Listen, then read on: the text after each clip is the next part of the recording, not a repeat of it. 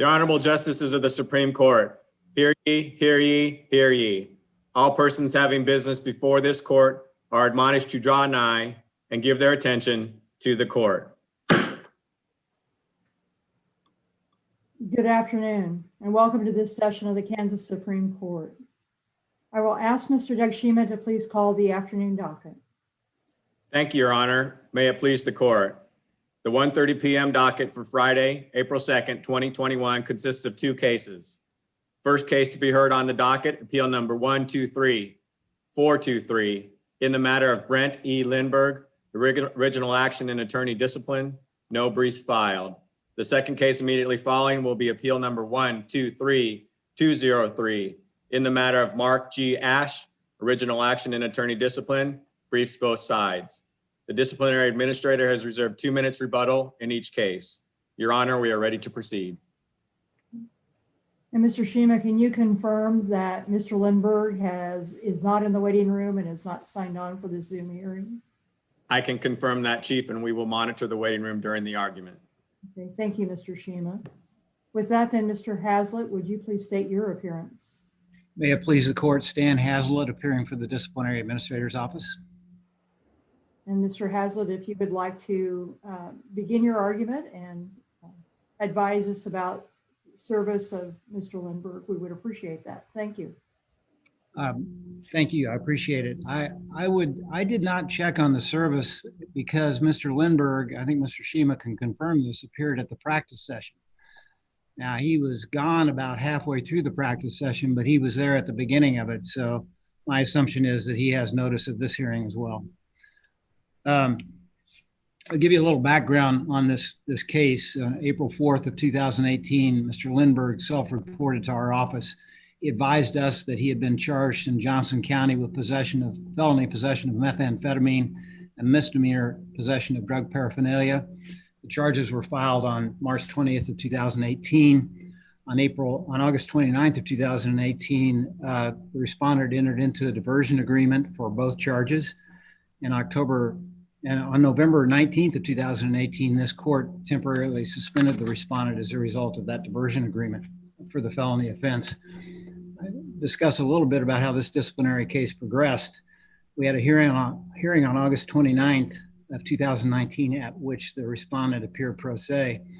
The day before that hearing, we received notice from Johnson County that the district attorney there had filed a motion to revoke the diversion of the respondent. And the allegations were failure to submit to 2 urinalysis tests, testing positive for amphetamine on 4 occasions, testing positive once for methamphetamine, and 1 positive test for alcohol. At that hearing on August 29th, the respondent disputed these allegations and said he was going to contest them. He suggested that he was then living in North Carolina. He suggested that the lab where he submitted to the testing in North Carolina was faulty, had made some mistakes. He also indicated that he had a prescription for the amphetamine. The panel reset the hearing until April of 2020, thinking that the criminal case would be concluded at that time. And due to the pandemic, the April setting was continued and a Zoom hearing was set for October 5th of 2020. Prior to that time, the criminal case had been resolved. On November 22nd of 2019, the respondent's diversion was revoked. He stipulated to all of the allegations in the motion to revoke, although at that hearing, he still took a position that he had not really violated those conditions, but that he went ahead and agreed that he had done so based on the advice of counsel. On July 8th of 2020, there was a court trial on the stipulated facts. He was found guilty of possession of methamphetamine and the paraphernalia charge. He was sentenced to 6 months and granted probation. It's my understanding that he successfully completed the probation. And so what we have really is a diversion, a violation of the terms of that diversion, and a subsequent felony and misdemeanor conviction. He was found to have violated KRPC 8.4b as a result of the criminal convictions in Supreme Court Rule 211 for his failure to file an answer. I think he testified at the first hearing that since he was going to come here and admit everything, he didn't have to file an answer as required by the rule. He did not take exceptions to the findings of fact or conclusions of law. There was one aggravating factor I would like to mention to the court. That's under the category of submission of false evidence, false statements, and other deceptive practices during the disciplinary process. The panel noted inconsistencies in his testimony that at the August 29, 2019 hearing, he testified that he had not had any alcohol previous to that hearing pursuant to the terms of his diversion. But at the diversion revocation hearing, he admitted he had consumed alcohol on August 2nd of 2019. Panel found his testimony at the August 29, 2019 hearing to be false and designed to deceive the panel in that case. The recommendations made at the first hearing were really not relevant because at that time his diversion had not been revoked. So at the October 2020 hearing, the respondent really didn't make a recommendation. We recommended indefinite suspension, but if the panel found the respondent to have been dishonest in his testimony, we recommended disbarment. The panel recommended suspension for 2 years, reinstatement, at which time there would be a reinstatement hearing, at which the respondent would have to prove that he had no drug usage for 3 years, successfully completed probation, had complied with alcohol and drug treatment, not violated the law, and paid all these fees and his CLE requirements. They wanted the suspension to be effective the date of the court's opinion. What I was going to say, if the respondent were here, was that I would change my recommendation to what the panel recommended, because in effect, what we have here is the respondent has been temporarily suspended for about 2.5 years. And if he were suspended for 2 more years with a reinstatement hearing, it would be close to 5 years, which is the amount of time you are suspended or disbarred before you can apply for reinstatement. If there's some glitch here, if there's some explanation why the respondent is not present here, I would recommend that the panel's recommendation be followed by the court. If it's just a matter of not showing up, I think that's an aggravating factor, and this court has recognized that as an aggravating factor, and I would recommend disbarment for under those circumstances. Be happy to answer any questions. You're recommending disbarment in that as an aggravator, but for lack of a better way to put it. But weren't you going to recommend 2 years? So wouldn't that be indefinite? I'm not certain what you were going to recommend. Yes, I was going to go along 2 years if there's some excuse that he's not here, right? If he were here, I was going to recommend exactly what the panel recommended, a 2-year suspension beginning at the time of the court's opinion, with the conditions that they recommended that he be required to show if he went through the reinstatement process.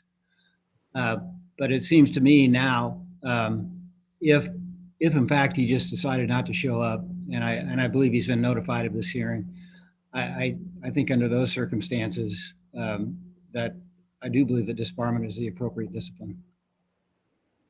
Okay. Any other questions? Thank you, Mr. Hazlitt. The court will take this matter under advisement. Thank you, Your Honor. We'll now allow Mr. Ash and his counsel to join us.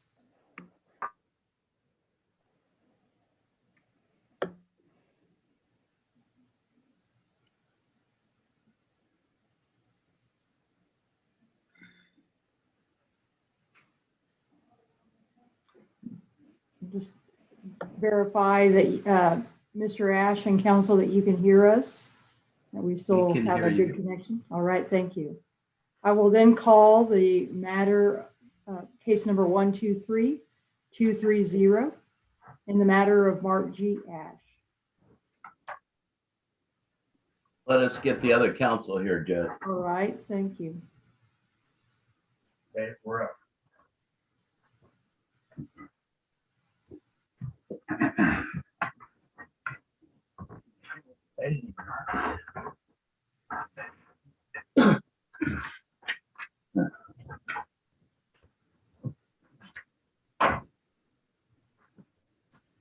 She called the case.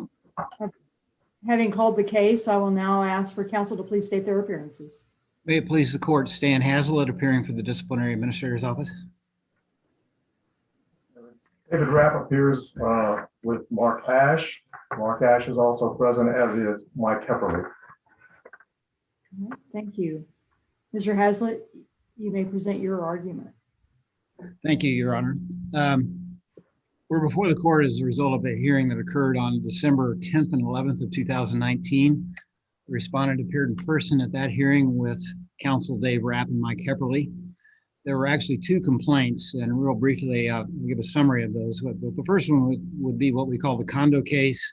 It involves the respondent's joint representation of multiple parties in several lawsuits, and I mean several lawsuits, regarding a series of disputes between residents at the Cedar Lakes Village, which is a residential condominium development in Wichita.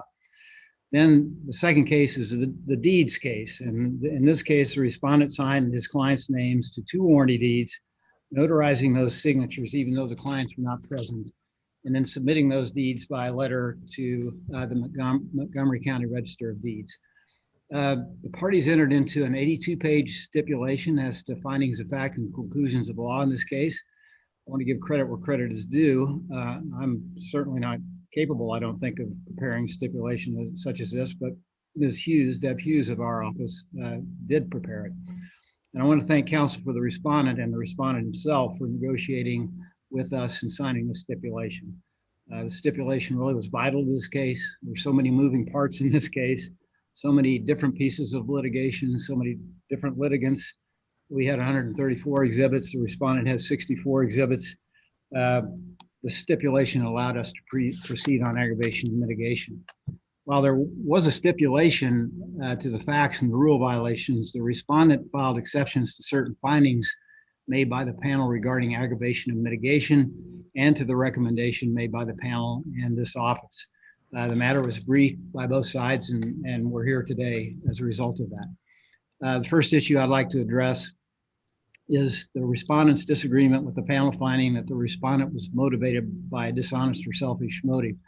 Now, the respondent found that, but they also gave little weight to that factor. They said more important to us is that was the fact that the respondent acted dishonestly.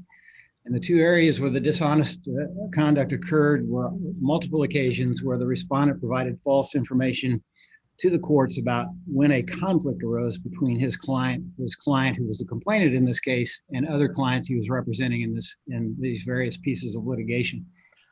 There was also the dishonest conduct, what I would call fraud against the judicial system by signing his client's names to two deeds, notarizing the deeds, asserting that the clients were in his presence and presenting the deeds to the register of deeds as valid. I want to emphasize that I agree with the panel. What motivated the respondent to engage in misconduct is not the most important issue. It is that he engaged in dishonest conduct. I kind of think we're splitting hairs here. I mean, he testified at the hearing that his motivation for his dishonest conduct was to help his clients. And I don't think I really need to urge the court to not make that an exception to our obligation as, to be honest, as lawyers. I want to address a statement in the respondent's brief. At the time the respondent made he said in the brief, at the time the respondent made the representations to the trial court, his belief was that the timing of the conflict of interest was correct. To me, that's a troubling statement. The respondent's clients, whose interests conflicted with the interests of the other clients he was representing, is the complainant in this case. After the complainant split away and was no longer represented by the respondent, and they were at odds with each other, the respondent and his former client. The former client on 3 separate occasions filed motions pointing out that the respondent's representations about the timing of the conflict were false. Despite this being pointed out to the respondent in these motions, he continued to make the same false allegations about the conflict in 3 subsequent filings. And the respondent, I wouldn't say more importantly, but just as important, the respondent stipulated to multiple violations of KRPC 3.3, candor towards the tribunal. That rule requires that the lawyer's statements to the court were knowingly made, and the respondent's stipulation is an admission that he knew that the time he made the statements were false. The respondent next takes exception to the panel's limited recognition of the respondent's personal and emotional problems and steps taken to remedy those problems. You know, I'm going to concede that the respondent has spent a great deal of time and money for his treatment. And the panel recognized that time and money in its report. The panel found that the respondent had taken steps in treatment that would significantly mitigate the misconduct. The panel found it justified a reduction of what otherwise would be a substantially greater recommendation by the panel. So it's clear that the panel reviewed this evidence and gave it a great deal of credit. He just contends that the panel failed to give the factor as much weight as the respondent would like, even though the panel found that the respondent's conduct significantly mitigated the respondent's conduct. They briefed this issue, but frankly, I don't know how the respondent can ask for much more than a panel saying, this significantly mitigated the respondent's conduct.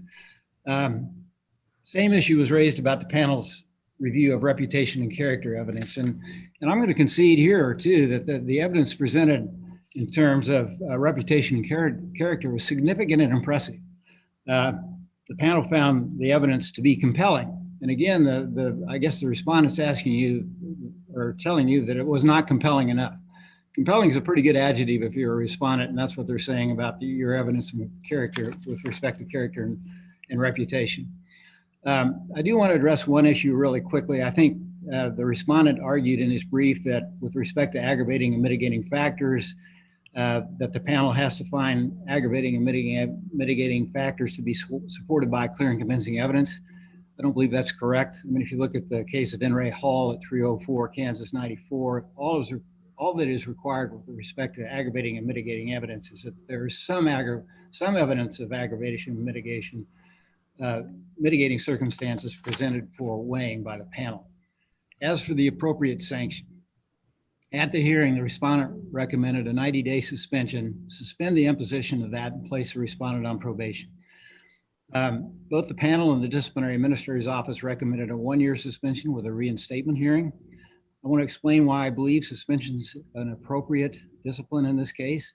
Misconduct involved dishonesty, both in the deeds and the condo case, lack of candor towards the tribunal, disclosing confidential information. All in all, there were violations of 12 different rules of professional conduct by the respondent. The adjective used by the panel describing the respondent's misconduct was pervasive. At each stage of the way, and this is something that struck me, at each step of the way in federal and state court, the judges were admonishing the respondent to stop. Judge Gale in federal court held that the respondent had acted in bad faith, alleged unsupported allegations reflecting improper motive based on rumors. Judge Rattle in federal court said the respondent and the other parties lacked civility, engaged in name calling, engaged in multiple redundancies, maniacal desire to control and punish each other. Judge Yost said that the respondent and other parties violated KSA 60-211. Said the parties to the action have committed almost every violation of 60-211 imaginable. Stated that he had never seen anything like it before. As pointed out by Ms. Hughes in the brief that she wrote, nothing stopped the respondent, not admonishments, not sanctions against his clients or the respondent, not warnings of possible disciplinary violations, not the disciplinary complaint itself. On the other side of the coin, because there is another side of the coin in this case, and it's actually pretty persuasive. Attorneys and judges, many of whom I know and respect, testified as to the respondent's character, his character and trustworthiness. And again, the panel called that evidence compelling. The respondent demonstrated that substantial emotional and mental health issues existed. He is addressing those issues, has addressed those issues at great expense with a respected provider. The provider's most recent reports are pretty encouraging. And one other factor I would like the court to be aware of, the real reason all this litigation, the real wrongdoer and the reason all this litigation ensued was due to one of the condominium residents, a guy named Jerry Berg, who was a disbarred Kansas lawyer. I think it was 95 or 97, I'm not sure which. But I spent 5 days in Wichita prosecuting that case. It's a Kansas Supreme Court disciplinary case. He would be difficult for anybody to deal with. I mean, extremely difficult for anybody to deal with. And so I'm felt it was necessary to inform the court that in my mind is a mitigating factor. And you also have the recent diagnosis of Cushing's disease. Now, when I read that report, it basically says to me, amongst a lot of other things, that he may have had it at the time that the misconduct occurred, and it might have affected his judgment. Due to the magnitude and the pervasiveness of this conduct and the serious misconduct, suspension to me is appropriate. I have advised counsel for the respondent, though, that I am changing my recommendation from a year suspension with a reinstatement hearing at the conclusion of that year to a 6-month suspension with a reinstatement hearing at that time. And I want to kind of explain my reasoning here. The most recent information from Acumen, where the respondent's being treated, is pretty favorable. I noticed when I read through the Cushing's report that they stated, well, I'll read it to you. The doctor who diagnosed him with Cushing says, that, quote, "It will take 5 to 6 months before we can confirm whether the medication is working or whether other medications need to be considered." Well, I think that affidavit filed by the doctor was February 27th. So we're 5 or 6 months or 4 or 5 months down the road.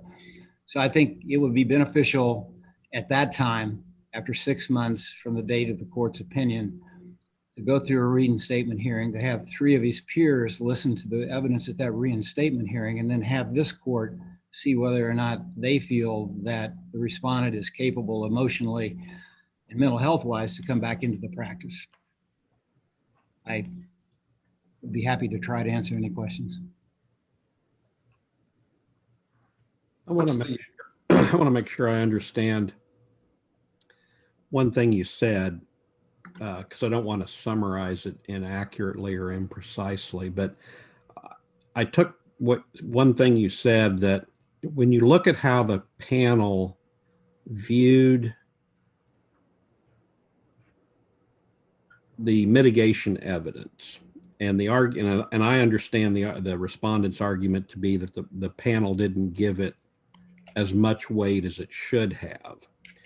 I understand your counter to that to be, look, when you dig into this conduct and really look at it, it should warrant a much stiffer penalty than what the panel recommended.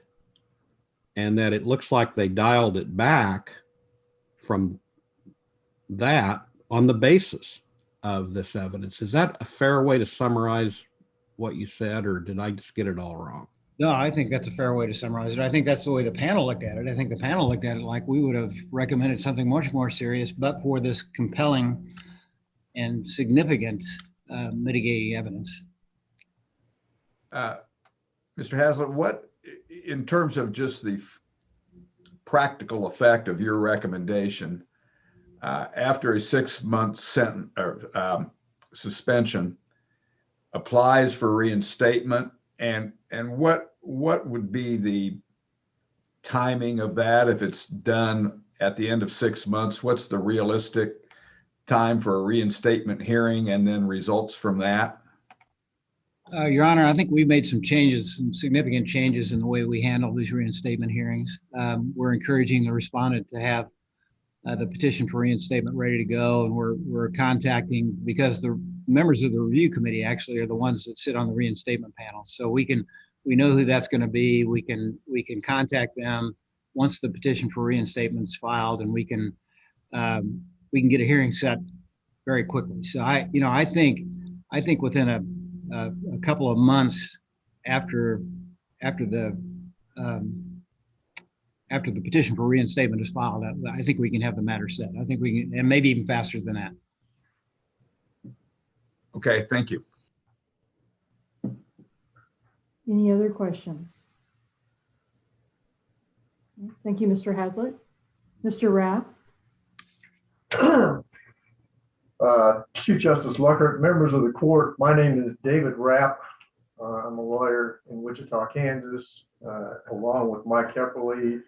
I have the privilege of representing Mark Ayesh in this unfortunate situation. Mike and I, as well as Mark, will be addressing the court today. Also present today, although he's off camera, is Mark's supervising attorney, Craig Schultz.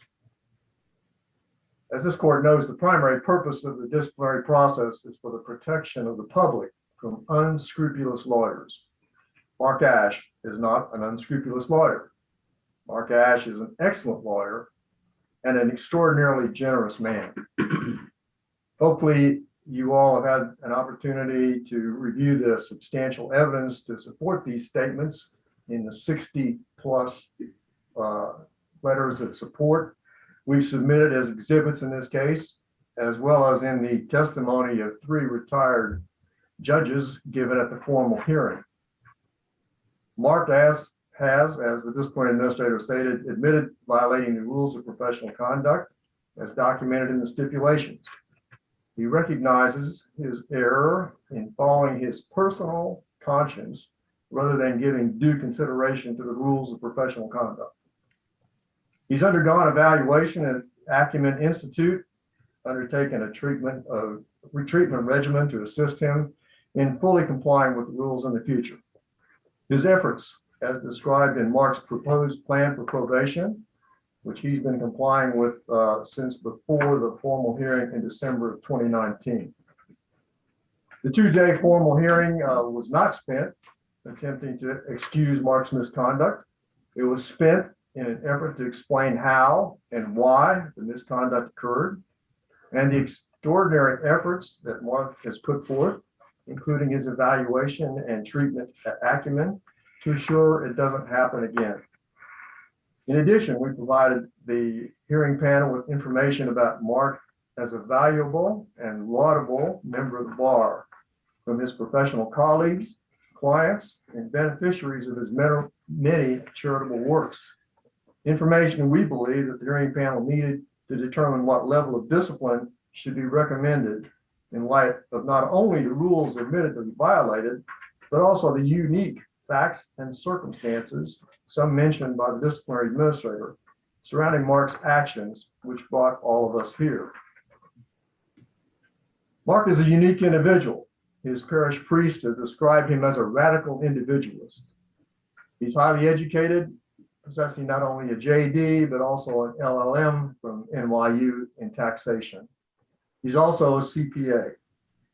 Mark entered private practice of law when he joined Fulton, C. King, Powers, and Eberhardt following his clerkship with this court. He left Fulton C. King after a couple of years and started his own firm in 1983. That's how he's practiced for 38 years, mostly as a solo practitioner, although occasionally, as now, with an associate and a few partners along the way.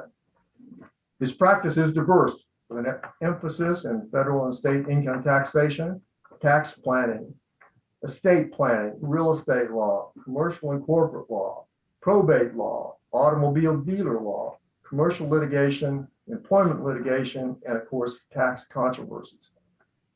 Mark has a lot of financially successful clients, but he also makes time to help folks in need of legal representation who typically could not afford to hire a lawyer of his caliber.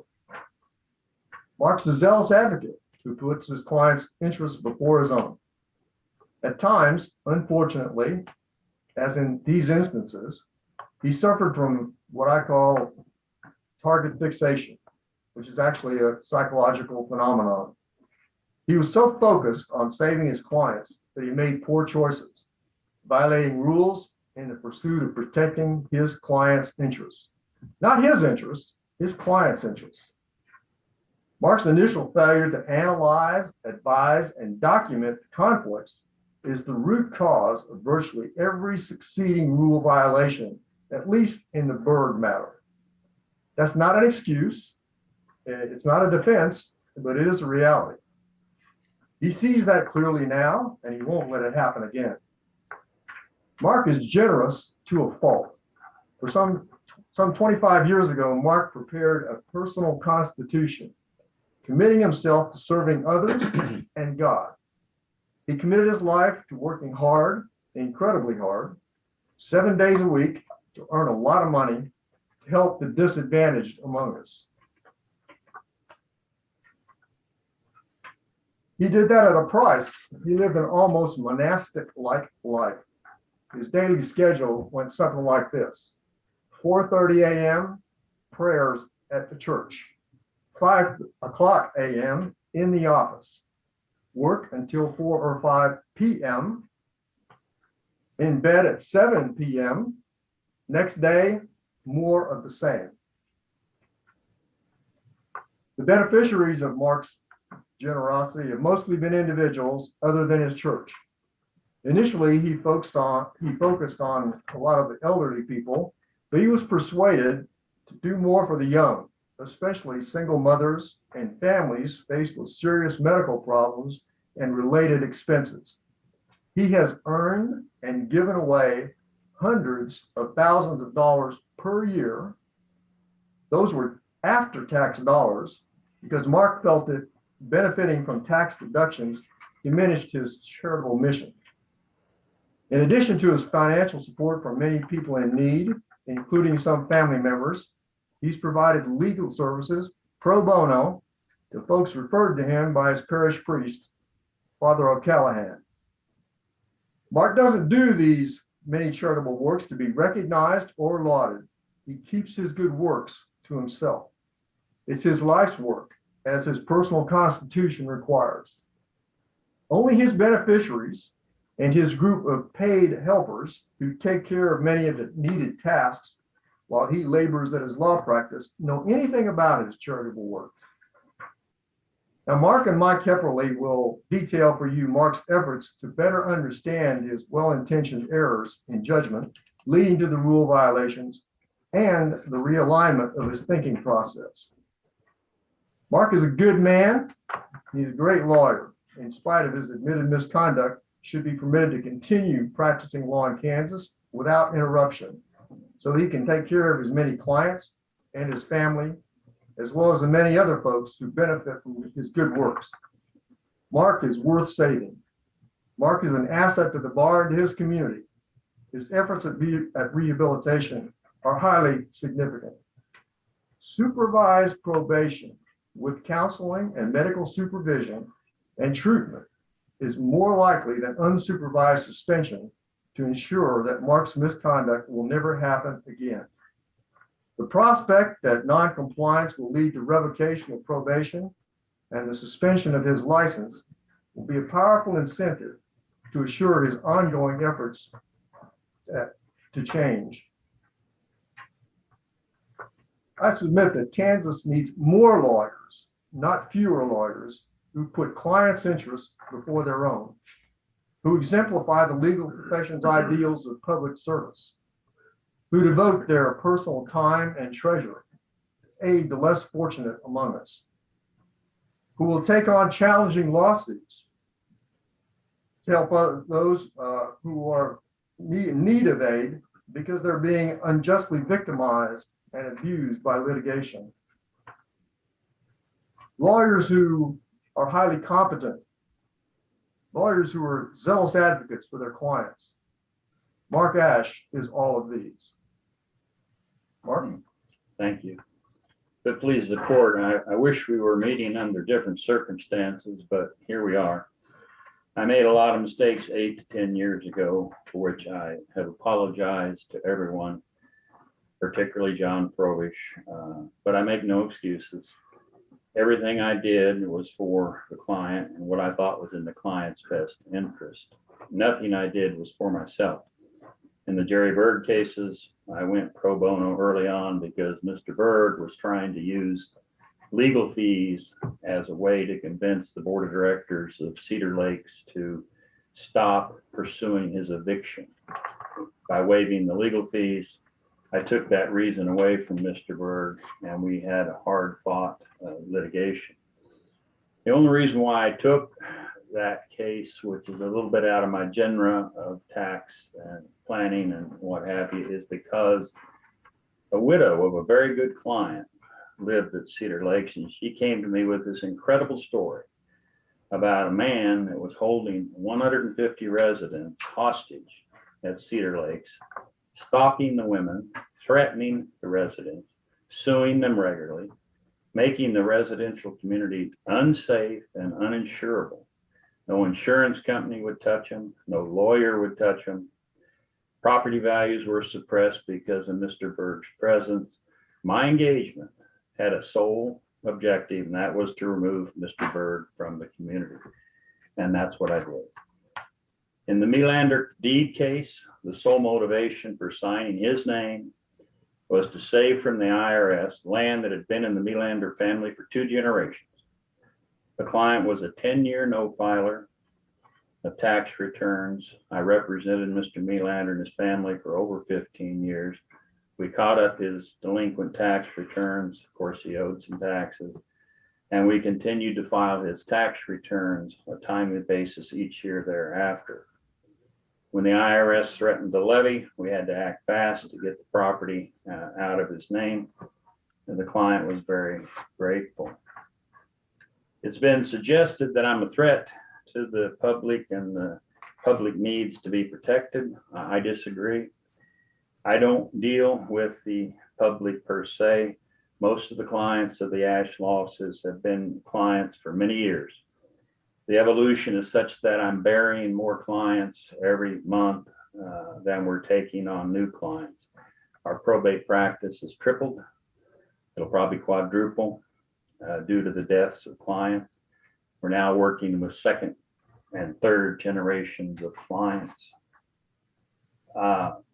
Second, I want to make a point. If I was this chronic problem and a threat to the legal public or to the public and they needed protection, you would think that the problems will be cropping up on a regular basis. They're not. The conduct we're judging today was from 2011 to 2013. I practiced many years without event and will continue to do so. We've taken a lot of steps, and I've spent a lot of money and a lot of time to address the problems and to make sure they don't repeat themselves. Engagement letters are on every project file now. A checklist for conflicts is on every project file now. I've cut back a lot of the pro bono work, disengaged from clients who are no pay or slow pay. I'm not taking on any monumental task or crusades, as somebody has coined the phrase. I continue to work with Acumen, Dr. Peter Graham. I have for several years now. His work has helped me appreciate the importance of the ethical rules and boundaries. Craig Schultz, who's present but off the camera, I see him regularly. He's always a reminder of the policies to follow for the rest of my career. I regret any harm I've caused. I've apologized to Mr. Frobish. I've sent him a letter of apology. I'm embarrassed by the situation. I was always concerned with the situation of shining light on the side of my life, the generous side of my life, but so be it. I took the advice of my lawyers and exposed that side of a very private life. I want to thank my lawyers, David Rapp, Mike Hepperly. I want to thank Dr. Peter Graham and Craig Schultz, and my doctors, especially Dr. L. Holmesy, who has discovered this Cushing's problem. My final comment is my plea to you to allow me to practice uninterrupted. I have a young associate in training, a Syracuse law grad named David Hahn. He's been with us 3 years. He needs a few more years. God willing, if I live long enough, he'll have this firm if he wants it in a few years. Thank you. If it may please the court, my name is Mike Hepperly, and I've had the pleasure of representing, along with David Rapp, Mark Ayesh in this matter. And I only have a few seconds left here, but I just want to say that Peter Graham and Acumen have gone out of their way to help Mark Ayesh. And Acumen is an institution that is in Lawrence, Kansas. It's made up of PhD psychologists, social workers, and psychiatrists. And they have an institution there, most of them trained by Menninger clinic before it moved to Houston, Texas. And in that manner and in that way, they've helped a great number of people. What they do is deal with licensed professionals. Most of the people who go to see them, whether it's a veterinarian, a dentist, an MD, a judge, are usually asked by the licensing commission to attend. Mark made the choice to go to see them. He's been with them for the last 2.5 years. He has spent, roughly speaking, $32,000 to $35,000 on treatment. I can certainly see a difference in Mark, and I think other people can as well. And the reason that that has occurred is because Mark has continued to try to solve his problem. And he has done that. And Peter Graham, who I think has done a great job for Mark, has certainly indicated that, and certainly we've shared that with Stan Hazlitt. I would like the court to understand that Acumen does not always give an approval or a fitness for practice. They said that Mark is fit to practice with some caveats, and those caveats is further treatment and understanding of his approach towards things. And Mark has done this relentlessly. I understand, and I apologize to the court that I'm out of time, but I want the court to know this final thought. Jerry Berg was a very difficult character in this town. He was a very difficult character when he was a practicing lawyer and was disbarred in 1995. During the time that Mark was representing this condo association, he received what I consider to be 2 veiled threats of his own life. One is when Jerry Berg asked his staff, "Tell me the window where Mark sits."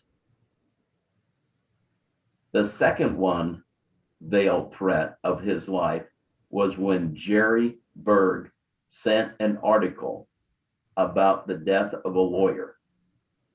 And Mark received both of those.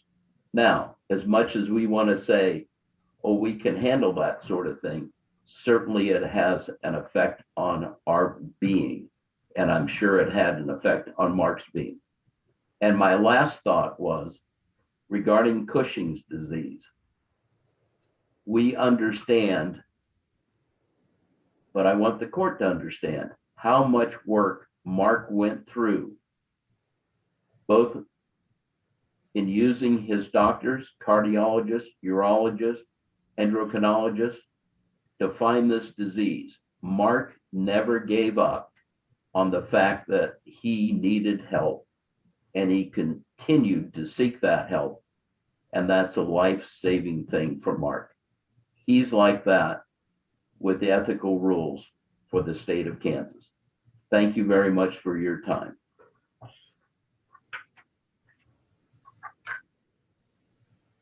there any questions? I've got one that I would like you guys to explain.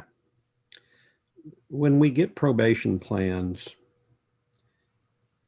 I think there's a tendency on our end of this to look at them a certain way, but I guess I wanted to ask you all, one of you, to explain how you see the probation plan that you have proposed being a protection of the public from the misconduct that you've stipulated to.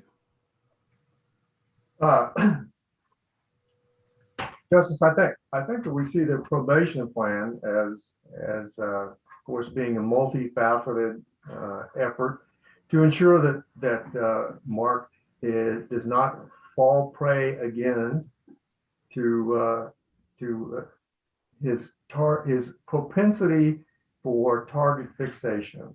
And as you may know, that's again a psychological phenomenon wherein a person focuses so much on their target, and that target doesn't have to be a fixture. It can be an idea, a goal, the representation, that they cannot observe the obstacles to that.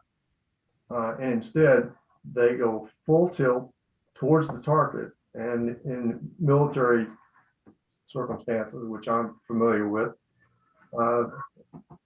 gunship pilot or fighter pilot, whomever, will actually fly their aircraft right into the target because they are so bent on destroying that target.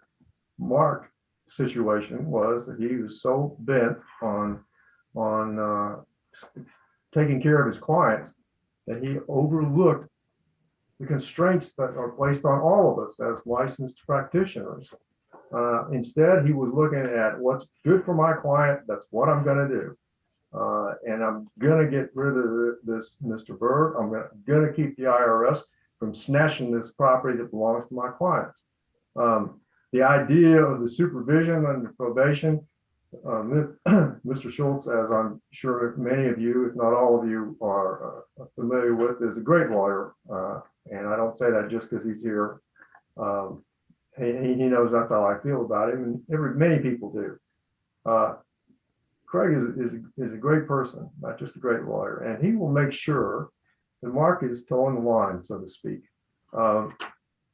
Mark is, the Melander case situation where Mark acted not only as the signatory, but also the notary. Mark has offered to give up his notary service completely, or to ensure that in the future he always logs what documents he has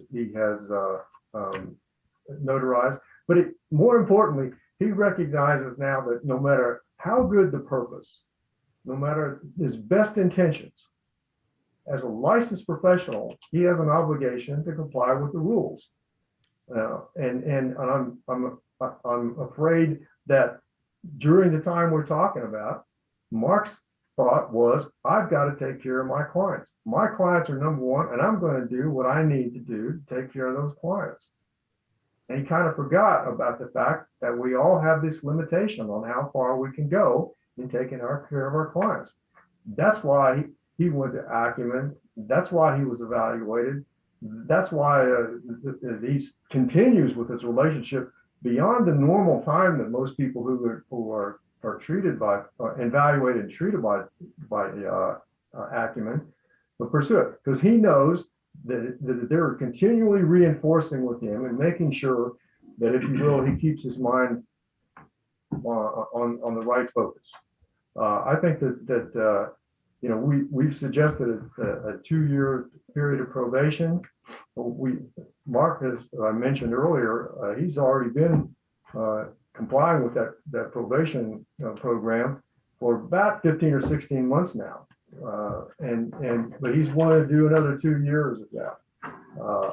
I just think that in the best interest of the legal community, in the best interest of the community that Mark lives in and functions in, I just don't see why we need to interrupt his practice, and then he needs to go through a reinstatement hearing. I mean, I understand that part of the disciplinary process is it's punishment, and I think that Mark has been significantly punished already. We just think that in the best interest of all concerned, that an adequate remedy would be to suspend him for a period of time, but stay that suspension and allow him to prove himself on probation. I hope that answers the question adequately, Justice. One of the things you've given a very compelling presentation. I want you to know that a lot of us have been through a lot of these. This is a very, again, compelling presentation. One of the things we equate with probation is the behavior underlying the misconduct, and a part of that is dishonesty. And I know you've seen the disciplinary administrators thought about that. Our previous thoughts about that is that probation really doesn't address dishonesty. So I think in your last explanation, you kind of covered that, but you want to tell me why this covers at least my concern about that. Absolutely, Justice, and I appreciate you asking that question, because I do a lot of work having to do with professional responsibility, and I have handled other cases that involve dishonesty, and of course we have several of the Kansas Supreme Court's opinions where lawyers have done things similar to what happened with Mark in the Mealander case. That is, where lawyers signed affidavits and got them notarized, and they knew that, and presented them to the court, and they knew that they had not been signed by the person who they pretended to have signed them. And in those instances, in some instances, the disciplinary administrator had recommended a more severe punishment, either suspension or something of the like. And the court looked at the facts and circumstances and said, based on the facts and circumstances of this case, we think this person should get censure instead of being suspended. We're not asking for something like that. We're saying if you feel you need to keep the hammer over Mark's head with suspension, that's not a bad idea if he can continue to practice with probation. And as I said in my earlier presentation, I think that hammer is an additional incentive. I have to be honest with you and tell you that I don't know it's necessary, but I think that it's a good, if you will, fail safe for the court, that hammer is going to be there. And if Mark's on probation and he doesn't comply with the rules, if he goes astray again, he's looking at a situation where he can very quickly end up having his license suspended or worse. I don't think Mark is ever going to let that happen. And also, doesn't it just kind of seem odd that, okay, you're dishonest, you committed acts of dishonesty, and so therefore you can't be honest. We can't teach you and show you the error of your ways. Just about anything else that a lawyer can do in violation of the rules, we say, well, we'll put you on probation, and you'll get the guidance, you'll get the treatment, you'll get the evaluation. I remember one particular case that I'm somewhat familiar with, where a lawyer had a tremendous anger problem. As I recall, he had threatened physical violence, at least the opposing counsel and maybe even the judge. He went away for a couple of first for a month to have his anger management treatment handled. He learned so much in that month's time that he signed on for another month. When he came back, the court, which I think was the recommendation, was the point of this person was going to be suspended, maybe even disbarment. I don't think that was disbarment, but it was serious. By the time that person that came back, the disciplinary administrator said, we think this person ought to be, I think he got some other punishment. It wasn't, but it wasn't suspension. I don't think it was even probation. But that person had turned around. They had a lifelong history of anger management problems, and they were turned around. Mark has committed discrete acts of dishonesty. He is not a dishonest person. He's not a psychopathic liar. He's somebody who, when he made those dishonest statements in the course of these strange circumstances, trying to help his clients, he realizes now that no matter what justification he might have for it, that he cannot do that, and he will not do that. I hope that answers your question. I just don't think it makes sense for us to say you can't correct dishonest conduct with probation. We can all change our conduct. We're human beings. We make mistakes. Those mistakes can be corrected. And I think that going overboard for your client by even engaging in dishonest statements, that can certainly be corrected. And we've asked that Mark have an opportunity to prove that. He's gone through all this work with acumen. He's done a lot of self-evaluation and soul searching, and I don't think that we have to be worried about him falling back on the idea that, well, as long as it's for the client's good best interest, I don't have to worry about the rules. Any other questions? Mr. Hazlett, you reserve time for rebuttal. Yes, thank you, Chief Justice. I think the court has held previously probation is not appropriate because a lack of honesty is the hardest thing to detect. And I don't think you can diminish it by, I didn't quite understand what Mr. Rapp was saying about, he was dishonest, but we can certainly correct it. I just don't think it's appropriate under these circumstances. I think we need more time to see whether or not the respondent responds to this treatment for Cushing's disease, which may or may not have been the reason for this. And when we're talking about dishonesty, to justify it by saying, it was in the best interest of my client, and I kind of lost sight of my obligations, to be honest. I'm really concerned about that justification or that explanation. So I stand by my the recommendation I made previously. Any questions, Mr. Hazlett? Thank you to all of you for your arguments and presentation today. The court will take this matter under advisement. Court is now adjourned. Thank you, Your Honor. Thank you, Judge.